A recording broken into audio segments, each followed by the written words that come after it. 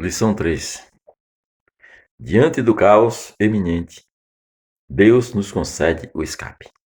Nunca vamos nos perder, porque Deus está sempre observando. Quando a coisa fica difícil, Deus sempre dá um caminho novo, né? Ou Ele cria um caminho para que nós possamos passar por esse caminho, né? Um caminho que o inimigo não conhece, mas que Deus cria e nós somos vencedores. Vamos falar de outro grande homem de Deus, chamado Moisés, né? Então, introdução. Deus havia feito uma promessa aos filhos de Israel. Com a mão forte tirou seu povo do Egito, cumprindo assim suas promessas feitas a Abraão, Isaque e Jacó, de que lhe daria uma terra que emanaria leite e mel. Havia na vida do Abraão, de Isaque e de Jacó a promessa de Deus que ele faria de Abraão, através de seus descendentes, uma grande nação. E aparentemente aquele povo estava no Egito já há 400 anos, né? Mais de 400 anos, são 430 anos. E aparentemente a promessa de Deus estava esquecida. Mas Deus não esquece, igreja. A promessa existindo na sua vida será cumprida, porque Deus não é homem para mentir. Né? Nós somos falhos, mas Deus não. Deus é fiel. O cuidado de Deus na crise. Moisés era um hebreu que, pela graça divina, foi criado no palácio egípcio. E isso tinha um motivo. Deus precisava de um homem culto. Do homem culto. E não tinha lugar melhor do que criar aquele que ele tinha escolhido para libertar o povo de Israel, que antes de Moisés nascer, nos planos de Deus, ele já era o libertador de Israel. Embora Moisés não soubesse, ninguém soubesse, mas Deus sabia. Então ele precisava de um homem culto. A gente sabe que Moisés escreveu 5 livros e precisava ser um homem inteligente para fazer o trabalho que ele fez, né? Só que ele tinha que ser culto, mas tinha que ser adorador de um Deus só. E se ele foi criado no palácio, aonde imperava o politeísmo, né? Muitos deuses, querendo ou não, alguma coisa entraria no coração de Moisés, né? Então Deus tinha os planos dele para mudar. Então, pela graça de Deus divina, ele foi criado no palácio egípcio, porque para ser instruído nas no, na sabedoria da época, né? Tal fato contribuiu na preparação para o cumprimento da missão dada por Deus, libertar o povo de Israel e da escravidão do Egito e liderá-lo até a terra prometida. Esse era o plano de Deus, né? Foi o plano de Deus. Por isso que ele estava preparando Moisés. Moisés não sabia, mas estava sendo preparado já para fazer a obra do Senhor. Deus sempre levanta alguém para nos socorrer. A Bíblia narra com zelo a trajetória de Moisés, desde seu nascimento até a sua morte. Ele desfrutou de uma maneira especial da presença de Deus sobre a sua vida. Aquele que é chamado na igreja, chamado para fazer uma obra para o Senhor, Deus nunca se afasta dele. Mesmo quando ele não sabe, muitas vezes você estava lá no mundo, perdido, não conhecia Deus. E você estava lá fazendo o que a carne mandava, fazendo a vontade da carne. Mas você tinha um chamado de Deus, embora você não soubesse. Deus estava cuidando de você lá, assim como cuidou de mim por muitos e muitos anos. Me livrou da morte muitas vezes. E por quê? Porque ele tinha um plano na minha vida de salvação. O que eu sou eternamente grato a ele por isso, né? Ele me buscar lá no monturo, trazer para a sua presença, me limpar e fazer um servo dele. Eu sou muito grato a Deus por isso, né? Por isso que eu nunca me afastarei desse Deus. Por isso que eu confio tanto nele, porque eu sei o que ele fez na minha vida e sei que fez na sua também.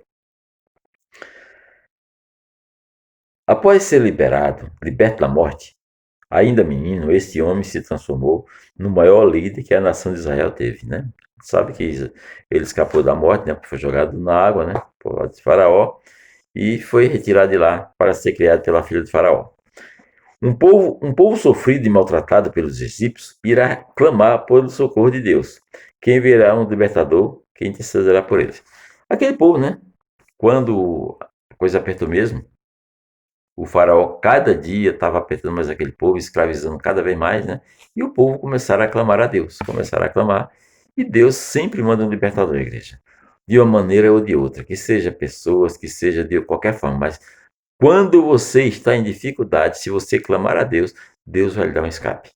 Você não imagine por onde, mas Deus vai lhe dar um escape. Ele faz isso com seu povo, nunca deixa ninguém perecer, né?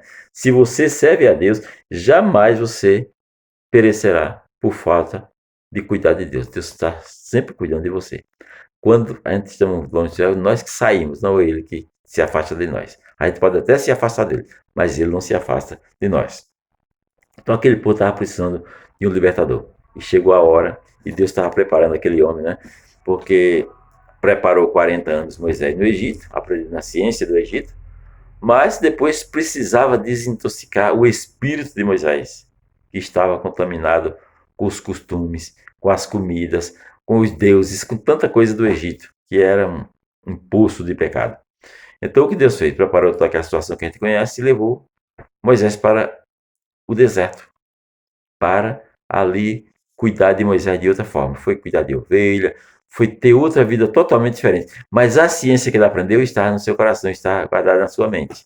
Então Deus agora estava preparando da forma dele. Aprendeu a ciência dos homens, agora vai aprender a ciência de Deus, que é bem diferente o tratamento que Deus dá na ciência dele para a dos homens, né? Então, durante a escravidão do povo hebreu, do povo hebreu perdeu a sua libertação. Desculpa. Durante a escravidão, o povo hebreu perdeu sua liberdade de adoração ao Deus de Abraão e Deus de Jacó, né? Porque lá não tinha essa liberdade para adorar a Deus que o faraó não permitia, né? Então eles perderam essa liberdade de adorar a Deus e sentia falta. O povo, nós temos Deus para adorar, temos toda a liberdade de adorar a Deus. Mas passamos um dia sem poder ir na igreja adorar a Deus e a gente sabe da falta que faz na igreja. A gente ter a liberdade de entrar na casa do Senhor, adorar a Deus junto com os outros irmãos, é bem diferente, né? E o povo de Deus estava sem essa liberdade e estava clamando a Deus por todos esses males que tinham acontecido na vida deles. Apesar de todas as dificuldades, os hebreus passavam no Egito e o Senhor, Deus, não se esqueceu da aliança feita com Abraão. Deus nunca se esquece da aliança que ele faz, né? Então, se ele fez Abraão, a aliança que ele fez com Abraão continuava firme. A aliança que ele fez com você continua firme, irmão. Continua firme, irmão. Confia que na hora certa Deus vai cumprir, tá bom? Diante disso, Deus levantou Moisés para esta tão nobre missão de libertar seu povo do Egito. Deus sempre via o socorro, né? Então, nesse momento, Moisés estava pronto. 40 anos no palácio, ciência dos homens, aprendeu.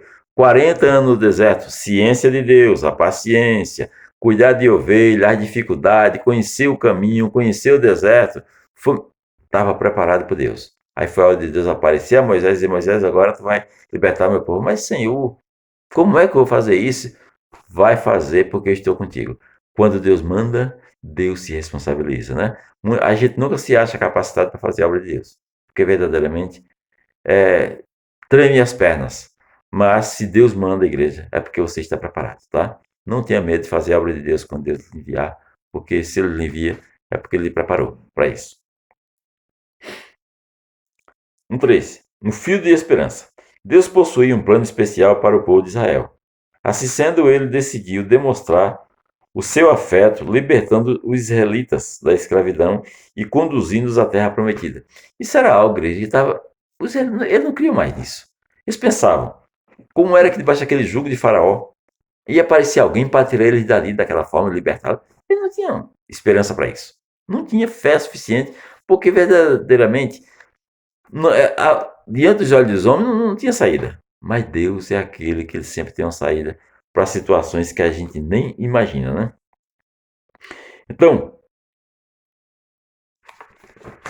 Deus, quando levou aquele homem para libertar, ele sabia que ele estava mandando e que ele ia fazer. Porque, na verdade, o homem não faz nada, que faz a Deus através do homem. Ele só precisa se apresentar diante de Deus como instrumento. Ele é instrumento, Deus faz o resto, né? Precisa ele só se preparar como um instrumento para que Deus use na hora que ele precisar. Deus vê o nosso sofrimento. O povo de Deus era obrigado a uma aterrorizante e humilhante rotina de amassar o barro e depois pilhar os tijolos que eram produzidos por eles por meio de horas e horas de trabalho, né? O faraó escravizava cada vez mais, exigia cada vez mais trabalho, colocando dificuldade porque ele não queria que o povo hebreu se multiplicasse, ele queria acabar com o povo hebreu, na verdade. Ele não queria que se multiplicasse, então ele deu muito trabalho, cada dia pior aos hebreus, então os hebreus não estavam mais suportando. mas tinha chegado a hora da libertação. E Deus está enviando o socorro para aquele povo, né? Diante de tamanha exploração da mão de obras escrava, Faraó de modo algum abriria mão dos israelitas, né? Aquele povo era aquele povo que ele estava servindo a ele, né? Ele queria que aquele povo não prosperasse, mas enquanto estivesse ali, ia sugando, porque o inimigo assim faz da pessoa que não está na mão debaixo da mão de Deus igual a laranja, ele usa até o último, né? Para depois descartar fora. Mas aquele povo tinha um dono, embora o faraó não soubesse, mas aquele povo tinha um dono e tinha chegado a hora do resgate. E alto preço o faraó ia pagar por escravizar aquele povo que era de Deus. Um povo marcado pela dor. Impressionante como o povo de Deus é perseguido. Satanás sempre levantará alguém para tentar nos parar. Isso é a verdade, igreja. O povo de Deus é um povo perseguido, porque é o único povo que dá prejuízo a Satanás. É o único povo que vai lá e toma da boca de Satanás, tira aquele povo, tira aquele que está lá sacrificado, porque é através da palavra de Deus, e põe na mão do Senhor. Porque o Senhor deixou essa missão para nós como igreja, resgatarmos, darmos fruto. E o que é fruto? Fruto é a gente resgatar gente do pecado e trazer das trevas para a luz, para conhecer o Senhor. E Satanás não gosta disso, né? Pelo gosto dele, levaria toda a humanidade para o inferno junto com ele, no dia que ele for preso lá. No Egito, ele usou Faraó para tirar a paz do povo de Deus. Aliás, não restam dúvidas de que Faraó era um homem terrivelmente cruel, né? Faraó se sentia um Deus, né? O povo adorava ele como Deus. E ele era muito cruel, ele não tinha o menor respeito pelo aquele povo, aqueles escravos, né?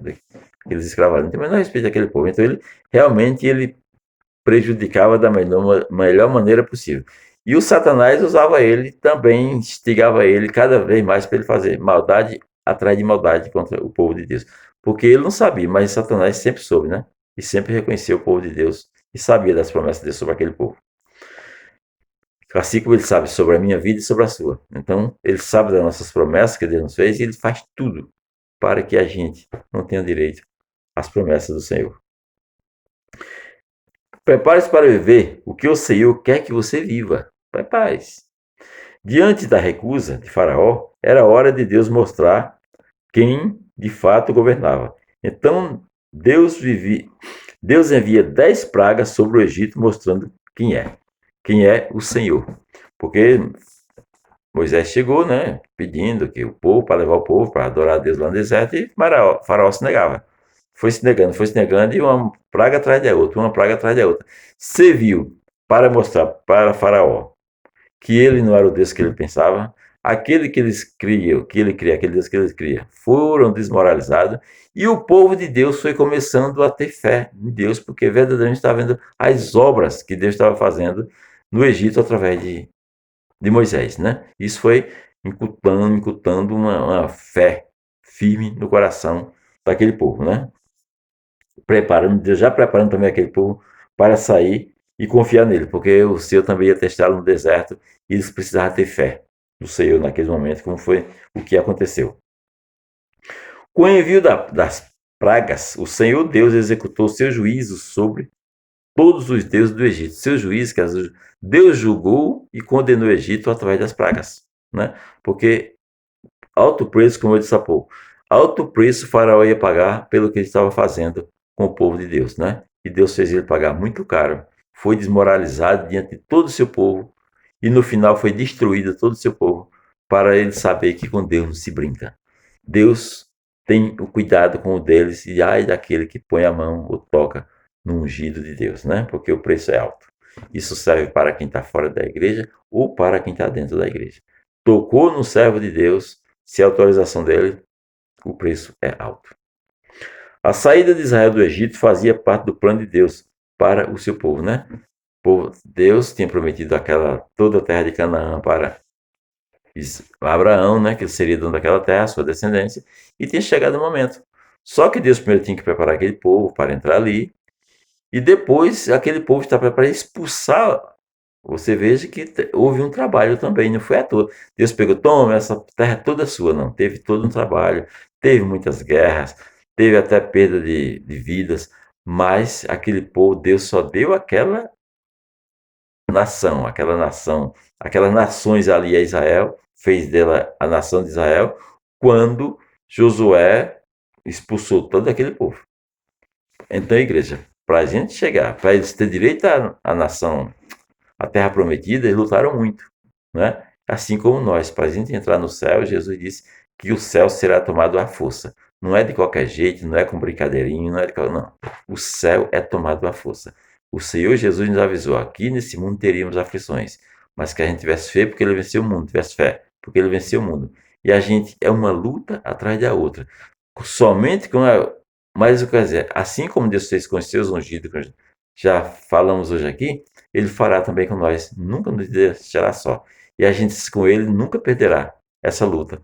E vamos entrar na terra do Senhor, né? Para conhecê-lo de perto, vê-lo cara a cara, conhecer o nosso Deus. Isso vai ser um dia de muita glória, viu, igreja? Muita glória. Vale a pena você lutar, viu? Para entrar lá. Hora de festejar.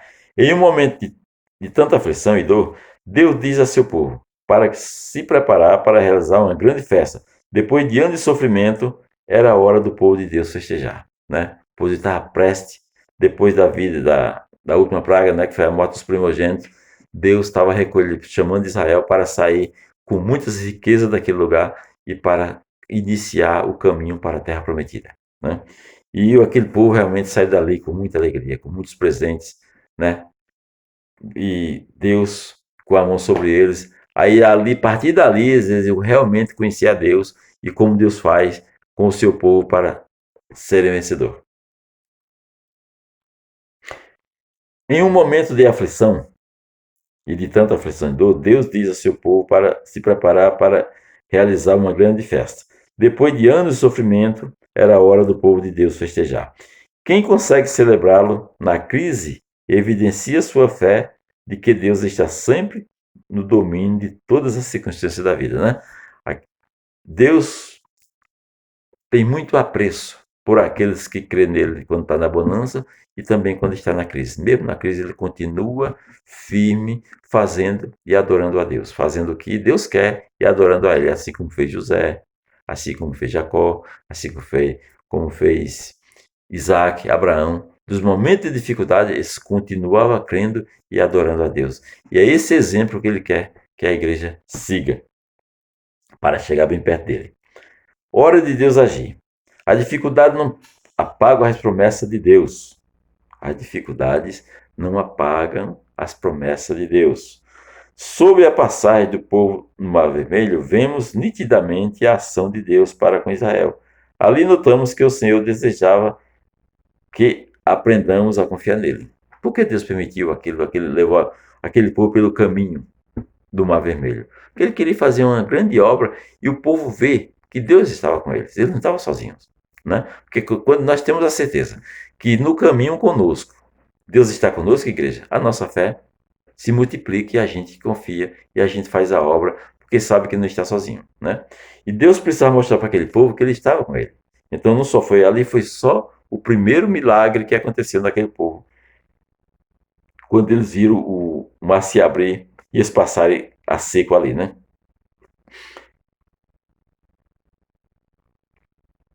Três, a dificuldade não apaga as promessas de Deus. Aqui já talvez esteja. Deus, talvez você esteja diante de um mar vermelho. Todos nós tem dia que nos deparamos com o mar vermelho. E cercado por um exército onde aparentemente não há saída. Assim sendo, a palavra de Deus para você é: não temas, o Senhor pelejará por vós. Quando você não pode, quando você não tem saída, você não tem força para abrir o mar, porque você não tem capacidade para isso, né, como eu também não tenho, então você clama a Deus e ele vai lá e abre o mar. E você passa ao outro lado. E se o inimigo tentar passar junto, atrás de você, ele fecha o mar sobre o inimigo e não deixa ninguém escapar. Só o povo dele, aquele que ele separou para ele. Então precisamos ter essa fé no nosso coração. Prosperidade em tempo de crise. Deus é justo. Após quase 130 anos, vendo o seu povo trabalhando dia e noite, debaixo de açoites, humilhado, escravizado, atendeu ao clamor dos filhos de Israel. Se você está em dificuldade, igreja, passando por... continue clamando. que Deus vai dar a bênção que você precisa. Ele deu para Israel quando estava na dificuldade. E também dá para todos nós. Para todos. Se ele foi capaz de dar vida para nos libertar, imagina o que ele não vai fazer para atravessar o deserto até chegar na terra prometida, né? O que ele não é capaz. E ele disse que estava conosco todos os dias até a consumação do século. Ele prometeu. E se ele prometeu, a gente já sabe que ele não mente, né? Deus não somente libertará, como também nos recompensará, como ele recompensou aquele povo. O mundo inteiro está mergulhado em um momento desafiador. Contudo, conforme podemos ver, para o povo de Deus, depois da crise, vem a bonança. É só você crer. Deus, como no controle de tudo, o povo de Israel saiu do Egito após anos de escravidão, em direção à terra prometida. Eles estavam muito felizes e festejaram finalmente a sua liberdade, né? Porque por estar livre. Até que surge a primeira crise pós-escravidão. O que fazer nessa hora? À frente do Mar Vermelho, atrás de Faraó e o seu exército enfurecido. Então, mesmo a gente livre, como já fomos livres pelo Senhor Jesus, ainda tem nossos dias de dificuldade, né? Tem os dias que a gente depara com o Mar Vermelho.